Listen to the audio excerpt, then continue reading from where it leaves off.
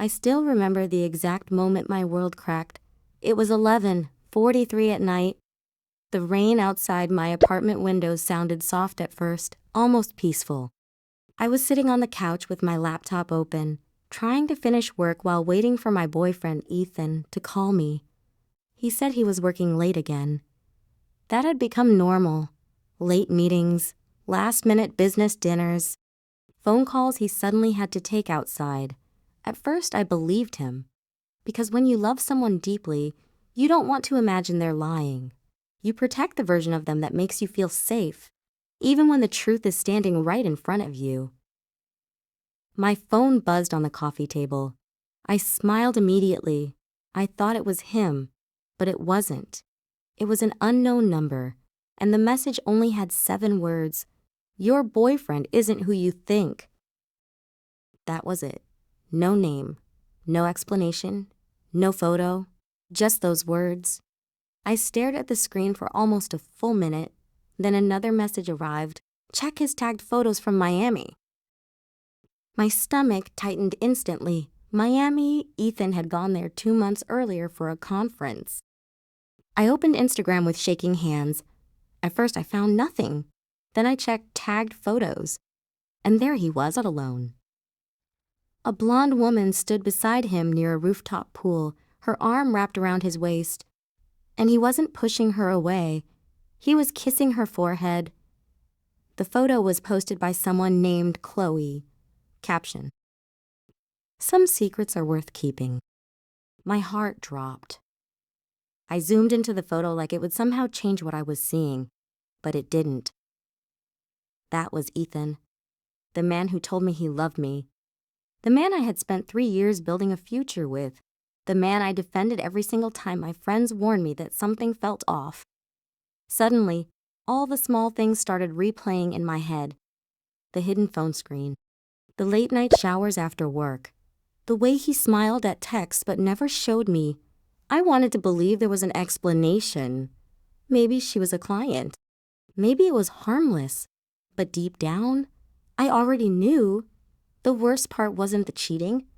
It was the feeling that everyone else probably knew before. I clicked on Chloe's profile, private account, but her profile picture showed Ethan. Not clearly, just enough to make me stop breathing for a second. Called Ethan immediately, no answer. Again, straight to voicemail. Again, nothing. That night, I didn't sleep. I sat in darkness replaying every memory from the last 6 months. Every excuse. Every canceled date. Every busy week. And slowly, painfully, one horrifying thought entered my mind. How long had this been happening? By morning, I wasn't crying anymore.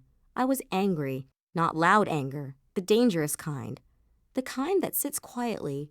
The kind that starts asking questions. Because if Ethan had cheated once, what else was he hiding? And that question changed everything. If you met Ethan casually, you would probably love him. Everyone did. He had that effortless charm that made people trust him instantly. He remembered birthdays. He held doors open. He made strangers laugh within minutes.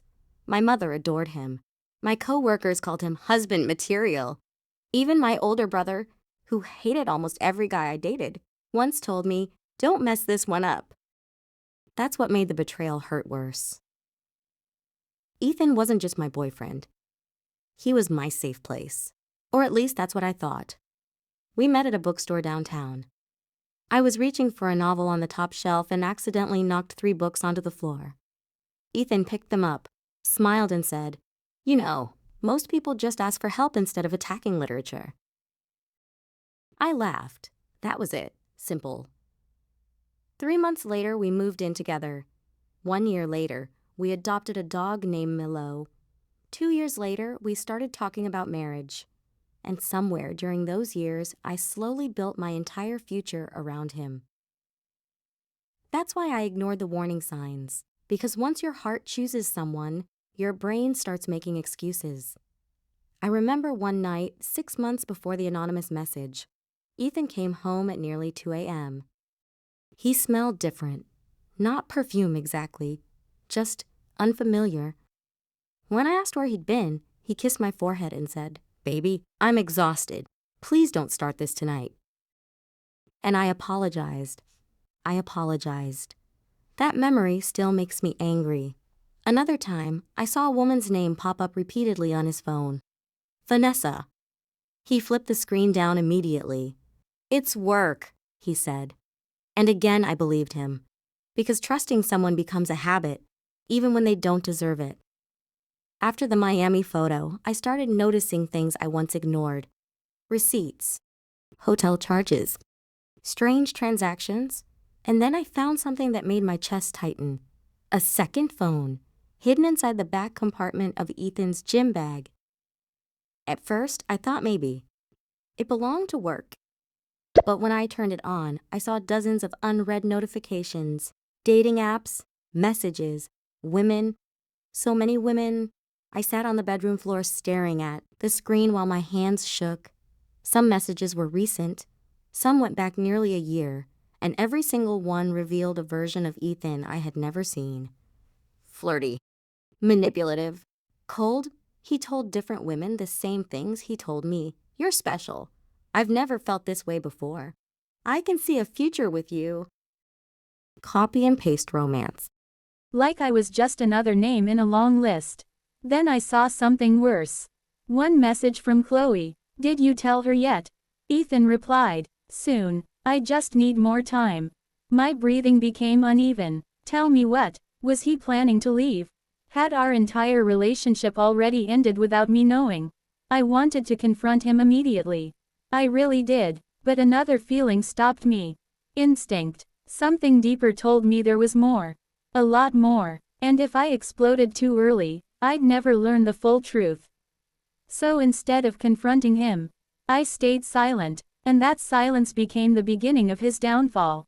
The next morning, Ethan acted completely normal. That was the terrifying part. He kissed my cheek while making coffee. He asked if I wanted oat milk in my latte. He scratched Milo behind the ears. Meanwhile, I knew he was living a double life. And somehow, he smiled like nothing was wrong. I watched him differently after that. Every movement, every call, every excuse. I became a stranger inside my own relationship. At night, while he slept beside me, I secretly went through the second phone. And the deeper I looked, the uglier things became. Ethan wasn't cheating with one woman. He was cheating with several. Some knew about me, some didn't. One woman believed he was single. Another believed we had already broken up. And Chloe believed she was the only one. That's when I realized Ethan wasn't just dishonest. He was addicted to manipulation. He liked controlling people. The lies made him feel powerful. But then I found something that changed the story completely. A folder in his email. Hidden. Inside were screenshots, private conversations, photos, videos. Women had sent him vulnerable things in trust. And Ethan saved everything. Not only that, he shared some of it with his friends.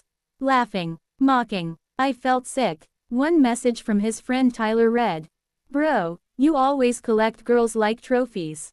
Ethan replied with a laughing emoji. That moment destroyed something inside me.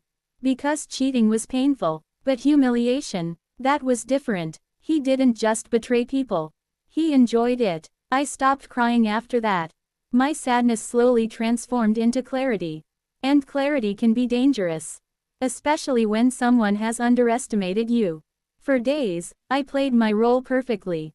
I smiled. I cooked dinner. I acted normal. Meanwhile, I documented everything.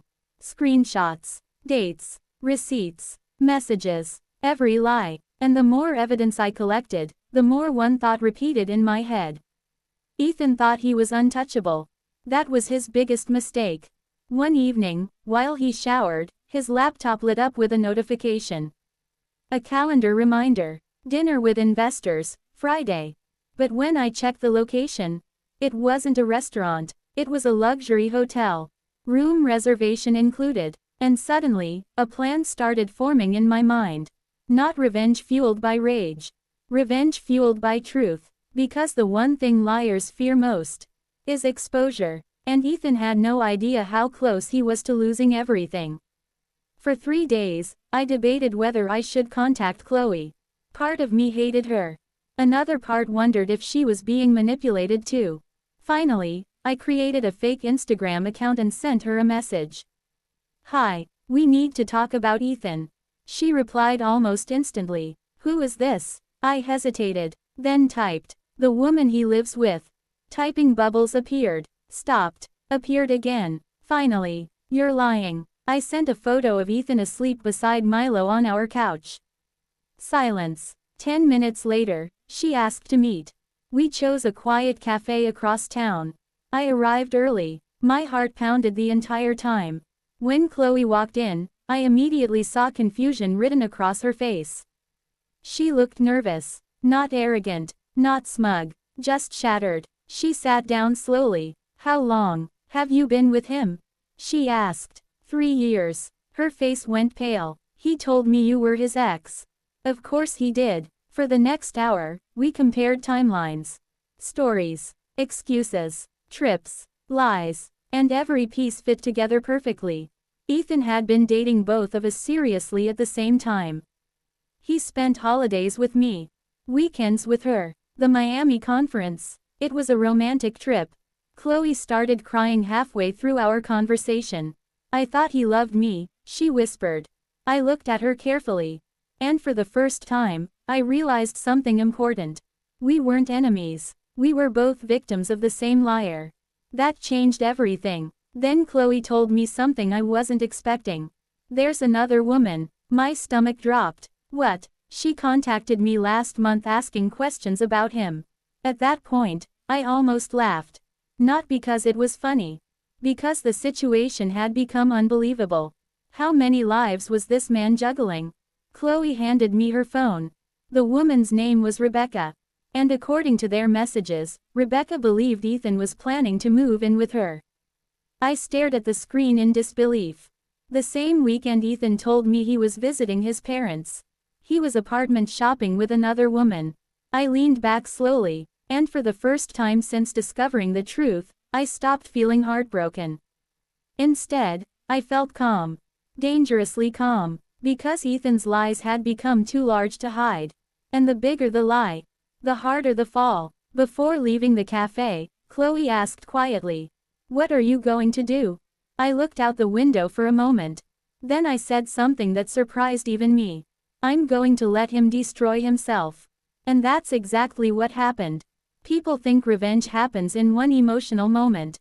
A scream, a confrontation, a dramatic exit. But real revenge is patient. For the next 2 weeks, I became the best girlfriend Ethan ever had. I stopped questioning him. I stopped acting suspicious. I even planned a romantic dinner for us. And Ethan relaxed. That was exactly what I needed. Because once liars feel safe, they become careless. He started leaving his phone unlocked. He started talking more openly. He even joked one night, "You trust me too much." I nearly smiled. If only he knew. Meanwhile, Chloe and I stayed in contact. So did Rebecca. 3 women, 1 liar. And together, we slowly uncovered the full truth. Ethan wasn't just cheating emotionally. He was borrowing money from different women. Small amounts. A few hundred here. A vacation payment there. Always with excuses. Temporary problem. Business investment. Bank issue. Individually, it seemed harmless.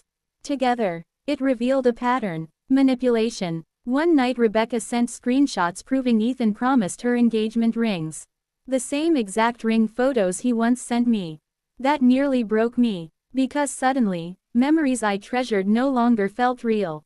Everything had become recycled lies. But then came the biggest discovery. Ethan worked at a financial consulting company. Professional, respected, trusted. But Chloe uncovered something strange. Several details in his stories about work never matched. So she searched deeper. And what she found stunned all of us. Ethan had lied about his position. He wasn't a senior consultant. He was barely holding on to a lower-level job after multiple internal complaints. One complaint involved inappropriate behavior toward a coworker. Another involved dishonesty with clients. Suddenly, the image he built started cracking everywhere.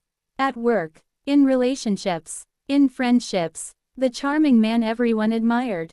It was all performance. And still, he had no idea we knew. That was the beautiful part. One Friday evening, Ethan told me he had another business dinner. I smiled and fixed his tie. "Good luck tonight," I said softly. Then I watched him leave. 5 minutes later, Chloe texted. "He's here. The luxury hotel. Room 814. Not with investors. With another woman. Not me. Not Chloe. Not Rebecca. Someone new." At that moment, all three of us sat in stunned silence inside our group chat. And suddenly, the plan changed. This wasn't about heartbreak anymore. This was about exposure. Because Ethan wasn't going to stop. He would continue hurting people as long as nobody forced him to face consequences. And we were finally ready to become those consequences. Ethan's birthday arrived 2 weeks later. He wanted something elegant, a rooftop restaurant, close friends, coworkers, family, and of course, me. He had no idea I was planning something too. For days, I prepared carefully. Not emotionally, strategically. Every screenshot was organized, every message saved, every timeline verified. I wasn't going to make accusations. I was going to present truth. And truth is hard to fight. The night of the party, Ethan looked happier than I'd seen him in months. Confident, relaxed, proud. He kissed me in front of everyone. Wrapped an arm around my waist. Introduced me as the love of my life. I almost admired his acting skills. Almost. The restaurant glowed with warm lights and music. People laughed. Champagne glasses clinked. Meanwhile, my heart stayed completely calm. That scared me a little. Because heartbreak had disappeared, all that remained was certainty. Around 9 p.m., Ethan stood to give a speech. He thanked everyone for supporting him. He thanked his coworkers. He thanked his family. Then he looked at me. And especially her, he said. "She's been beside me through everything." Applause filled the rooftop. And that's when I stood up. "Actually," I said softly, "I think everyone deserves the full story." The room went silent. Ethan laughed nervously. "Baby, what are you doing?" I connected my phone to the projector behind him. The first screenshot appeared. Ethan kissing Chloe in Miami. Silence. Complete silence. Ethan's face lost color instantly. "What is this?" his mother whispered. Then another screenshot. Messages. Lies. Promises. Then another. Dating apps. Hotel bookings. Conversations. The room transformed from celebration to shock within seconds. Ethan walked toward me quickly. "Stop," he hissed under his breath. But I stepped backward calmly. "No," I said. Then Chloe entered the rooftop. People gasped. And seconds later, Rebecca walked in too. You could feel the energy shift instantly. 3 women, 3 stories, 1 liar. Ethan looked trapped. Because for the first time in his life, charm couldn't save him. His coworkers stared in disbelief. His father looked furious. His friends avoided eye contact. Meanwhile, Ethan desperately tried controlling the situation. "She's crazy," he said, pointing at me. Then Chloe spoke. "So am I crazy too?" Rebecca lifted her phone. "What about me?" Ethan froze. That was the moment his mask finally shattered. Not because of yelling. Not because of revenge. Because truth removed his ability to manipulate. And when manipulators lose control, they panic. He started stumbling over words. Contradicting himself. Sweating. Then came the final blow. I displayed screenshots from his hidden folder. The cruel jokes. The mockery. The private photos shared without respect. The rooftop erupted. Several people immediately walked away from him. One of his coworkers looked disgusted. Even his closest friend shook his head. And suddenly, Ethan stood completely alone. Exactly where he deserved to be. After the party, everything happened fast. Too fast for Ethan to control. That was the ironic part. He spent years managing different lies carefully. But once one truth escaped, the rest followed like falling dominoes. By the next morning, multiple guests from the party were talking. People shared screenshots. Rumors spread, questions exploded online, and Ethan panicked. He called me over 30 times. I ignored every single one. Then came the voicemails. At first, he sounded angry. "You embarrassed me. You ruined my life." But later, desperate, "Please call me. We can fix this. I love you." Funny how people suddenly discover love after consequences arrive.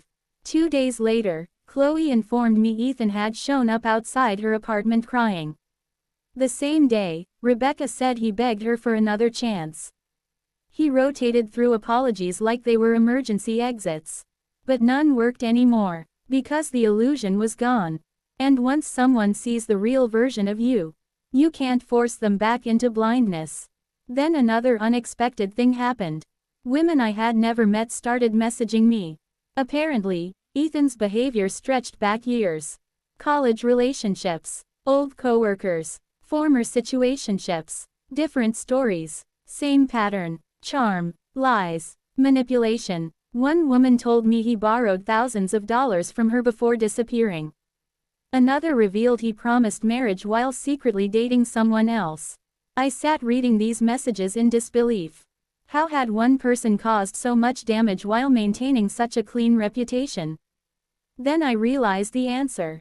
People like Ethan survive because victims stay isolated. Embarrassment keeps people silent. Manipulators depend on silence. But once victims start talking to each other, the entire system collapses. A week later, Ethan's company announced an internal investigation after several complaints resurfaced. Apparently, the birthday incident forced management to look closer. And when they did, they found more problems: dishonesty, unprofessional behavior, questionable client communication. Within days, Ethan disappeared from the company website. Gone. The man who once acted untouchable was suddenly avoiding everyone. Social media deleted, phone disconnected, and honestly, I thought seeing his downfall would make me feel victorious. But the truth is more complicated. Because revenge doesn't magically erase pain. It doesn't rewind betrayal. What it does do is restore balance. For the first time in months, I could breathe again. Not because Ethan suffered, but because I finally stopped doubting myself.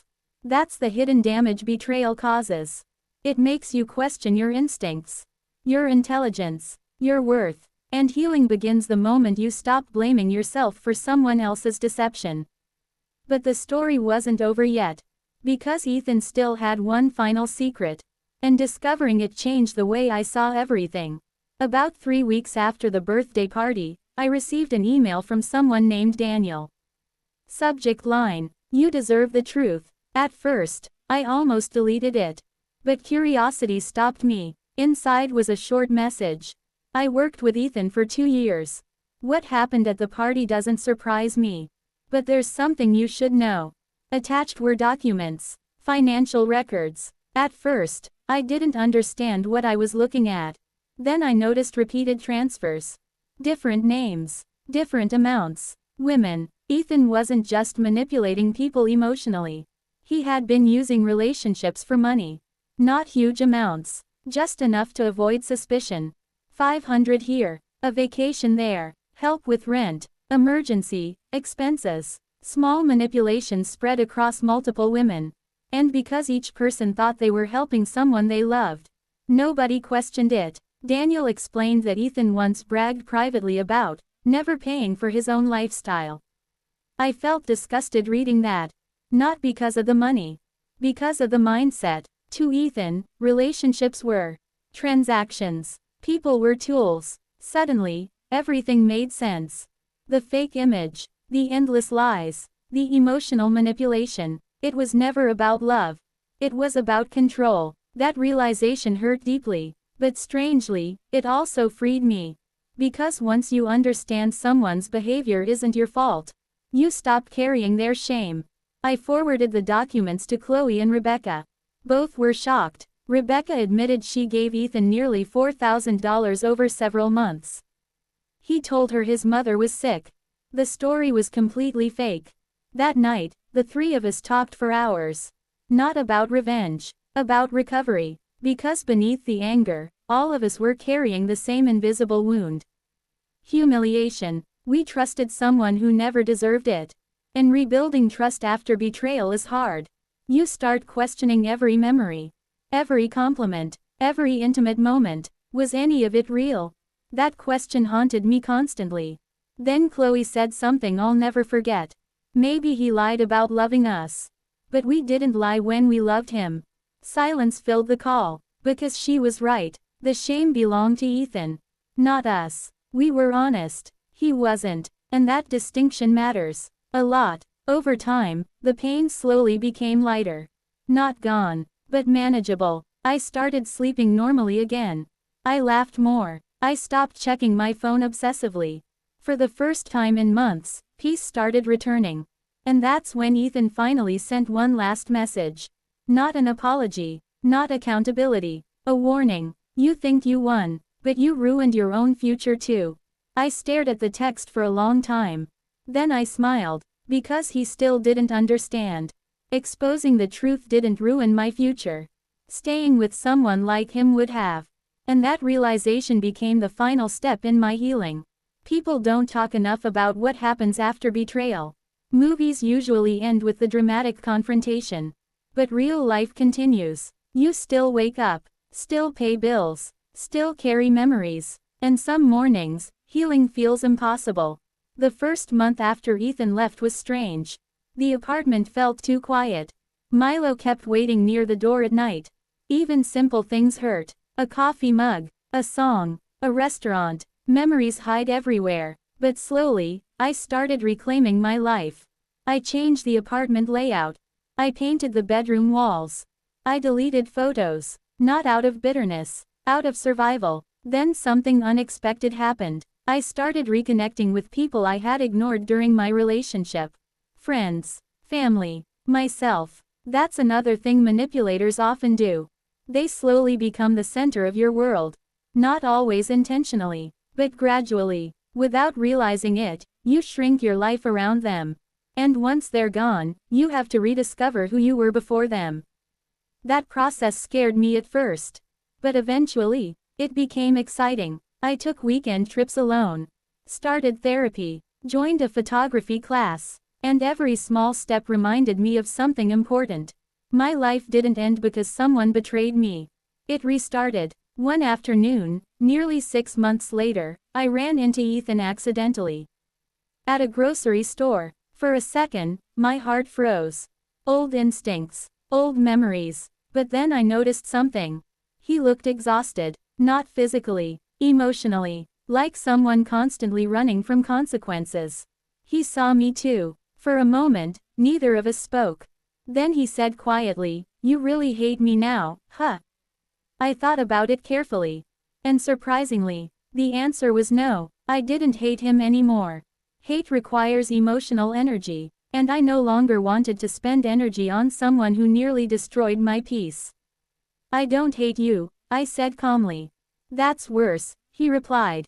Maybe he was right, because indifference means someone no longer controls your emotions, and manipulators fear that most. Before leaving, Ethan looked at me one last time. "I did love you," he said. Maybe part of him believed that. Maybe part of him didn't. Either way, it no longer mattered. Because love without honesty becomes poison. And I finally understood that. I walked away without looking back. Not because I was angry. Because I was free. If you had asked me years ago what betrayal feels like, I would have described heartbreak. Tears. Loneliness. Sadness. But now, I think betrayal feels more like confusion. Because the hardest part isn't losing someone. It's realizing the person you loved never truly existed the way you imagined. That realization changes you. For a long time, I blamed myself. How didn't I see the signs? Why did I ignore my instincts? Why did I trust him so deeply? But healing taught me something important. Trusting someone isn't weakness. Deceiving someone is. People like Ethan survive by making good people feel foolish for caring. But caring isn't embarrassing. Manipulation is. That distinction matters more than most people realize. Looking back now, I understand something else too. Exposure wasn't really revenge. It was accountability. I didn't destroy Ethan's life. His own choices did that. I simply stopped protecting his lies. And honestly, that might be the most powerful thing anyone can do. Because silence protects manipulators. Truth protects victims. Sometimes people ask if I regret exposing him publicly. The answer is no, not because I enjoyed it. I didn't. The entire experience was painful. But if I stayed silent, Ethan would have continued hurting people. And maybe someone else would be sitting awake at midnight right now, wondering why the person they love suddenly feels distant. Wondering why their instincts keep screaming. Wondering if they're overthinking. I know that feeling, and I never want another person to ignore their intuition the way I did. So if you're watching this story and something inside you feels wrong, listen to yourself. Not every fear is insecurity. Sometimes your instincts notice the truth before your heart is ready to accept it. And if someone betrays you, remember this: their dishonesty is not proof that you were unlovable. It's proof they were dishonest. That's it. Do not carry someone else's character flaws like they belong to you. Because one day, the pain fades. The confusion fades. And eventually, you realize something beautiful. The worst thing that happened to you also rescued you. I thought Ethan breaking my heart destroyed my future. But really, it saved me from building a life with someone who would never stop lying. And that truth changed everything. So if you've ever been betrayed, if someone ever made you question your worth, if someone smiled while secretly hurting you, just remember, the moment truth finally comes out, the mask always falls. Eventually. Always. And when it does, walk away with your dignity. Because peace is the greatest revenge of all.